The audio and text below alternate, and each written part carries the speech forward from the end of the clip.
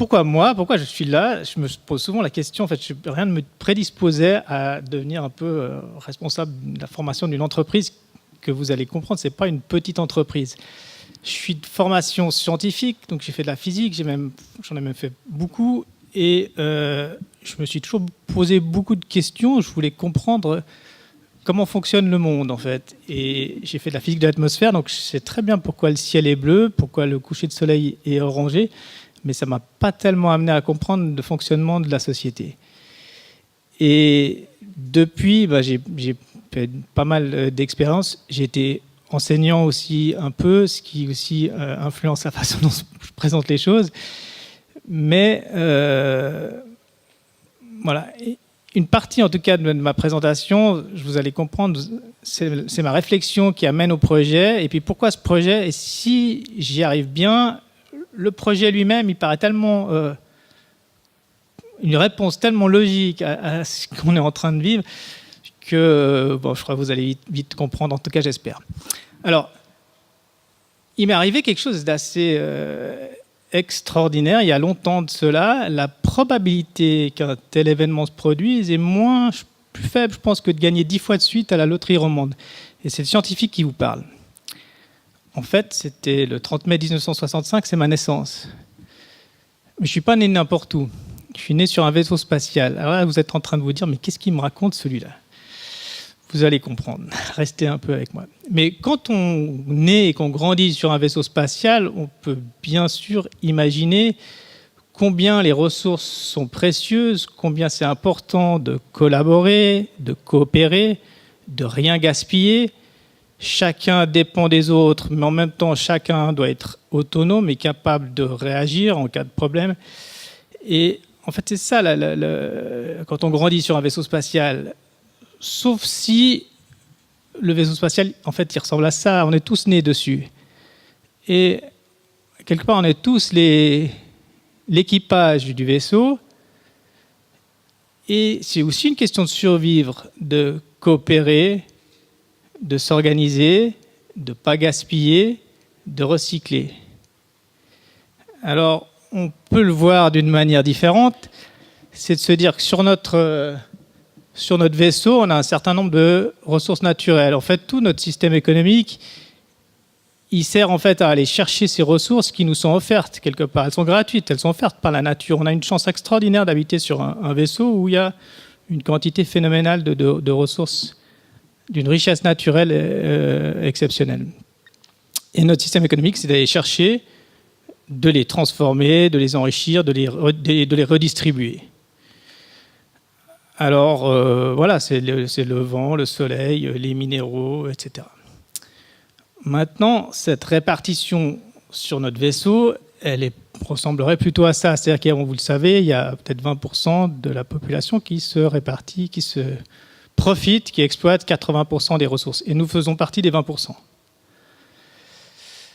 Et bon, moi, c'est une question qui me travaille aussi parce que je suis né en Éthiopie.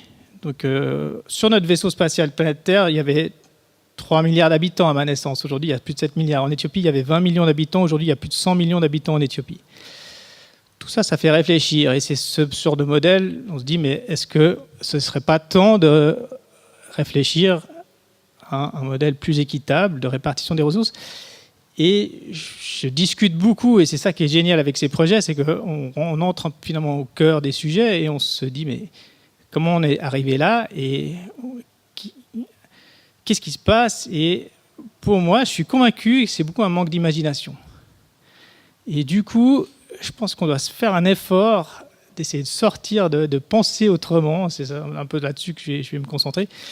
Et faire travailler notre imagination pour ne pas accepter finalement ce qu'on nous propose, ce qu'on est en train de vivre.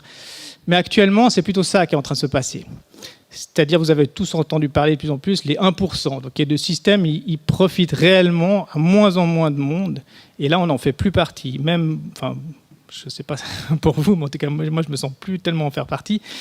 Et pour beaucoup d'entre nous, les conditions ont plutôt tendance à se stabiliser, voire à être de plus en plus difficiles, alors que pour quelques personnes, elles ne font que de s'améliorer. Il y a beaucoup de gens, quand même, dans le monde pour qui le fonctionnement actuel du système est bénéfique. Ils ne veulent pas que ça change. Mais si on part du constat que ça ne va pas très bien, on peut chercher un remède qui soit autre chose qu'un pansement. Pour ça, il faut aller chercher la cause profonde.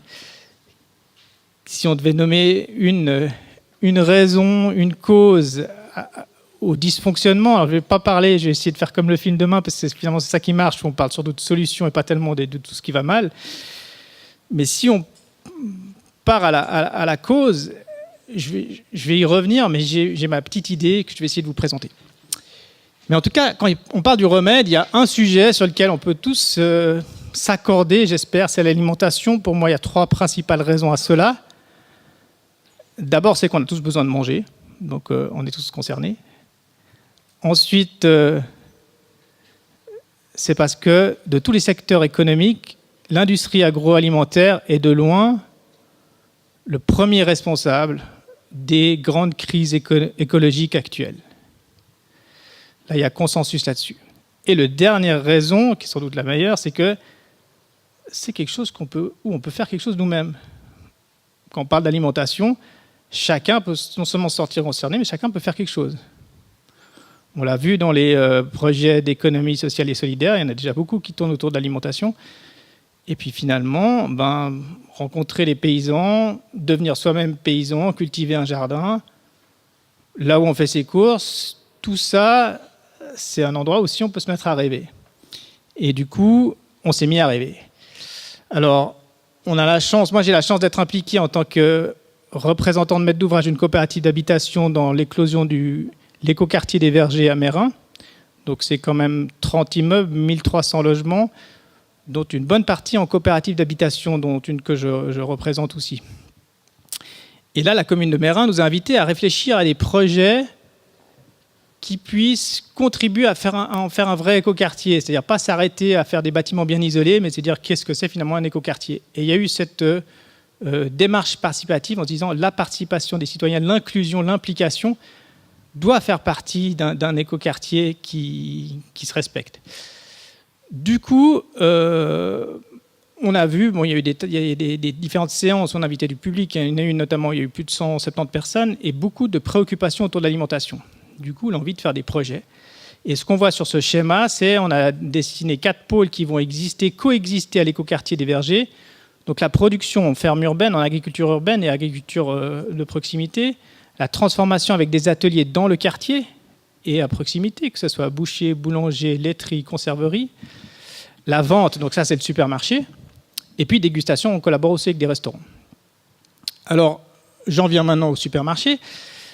Donc c'est pas rien, ce qu'on vise, on a eu, je dirais, la possibilité de prendre la place de la Migros ou la Coop qui était prévue donc, au pied d'une des tours, c'est des tours de 12 étages, il y en aura 3 à Meyrin, et une surface de vente de 400 mètres carrés. On est allé voir la ville de Meyrin, les autorités ont dit, mais nous on est prêts, avec des paysans, des futurs habitants, des représentants de coopératives, à créer notre propre supermarché, à faire un système qui soit le nôtre, qu'on pense ensemble, où on travaille avec les producteurs, on travaille avec les artisans, et on travaille aussi avec les membres pour faire un système économique qui soit entièrement basé sur la coopération, avec des aspects que je vais vous montrer.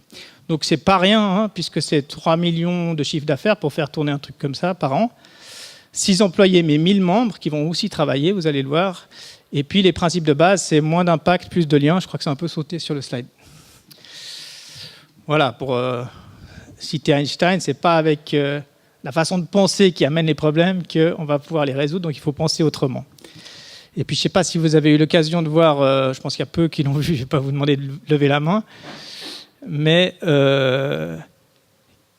qu'avons-nous de plus précieux? En fait, c'est une question qui pose sur un film qui s'appelle Food Co-op, où aux États-Unis, il y a des supermarchés coopératifs qui sont basés sur ce principe où les membres sont les clients et les propriétaires, les coopérateurs, et donnent du temps, 2 heures par mois, pour faire fonctionner le supermarché, ce qui permet aussi de baisser les charges et ce qui permet de rémunérer correctement les agriculteurs, les producteurs, les artisans, tout en pouvant offrir des prix tout à fait aligné ou en concurrence ou raisonnable par rapport à ce qui se fait dans les autres supermarchés. Parce que l'idée, c'est pas non plus de faire une niche élitiste, c'est vraiment rendre, en fait, démocratiser l'agriculture de proximité pour qu'elle soit accessible à tout le monde.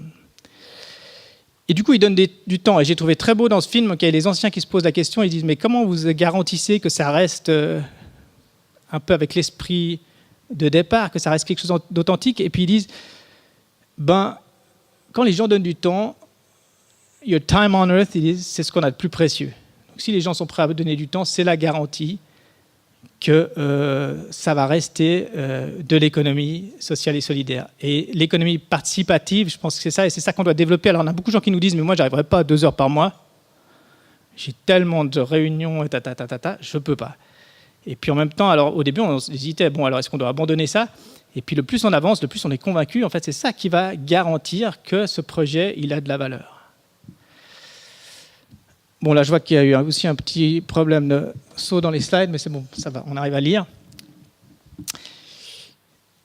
Je vais bientôt terminer, donc j'arrive à la réflexion. Ce qu'on a en haut à gauche, un modèle qui est basé sur profit, concurrence, croissance, performance, les brevets, l'opacité. Ça vous dit quelque chose? Ça vous parle? Et si on pouvait choisir, est-ce qu'on ne préférerait pas un modèle qui est basé sur la complémentarité, la qualité de vie, la stabilité, la coopération, la transparence? Qui choisirait l'un par rapport à l'autre?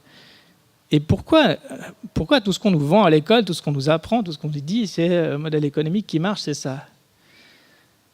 Alors, moi j'ai la chance, mais je pense d'autres aussi, c'est d'habiter ici dans le bâtiment en bois depuis 6 ans, qui est créé sur ce modèle-là. Donc c'est une coopérative d'habitation où c'est les gens qui se sont réunis, qui ont travaillé, qui ont donné des heures.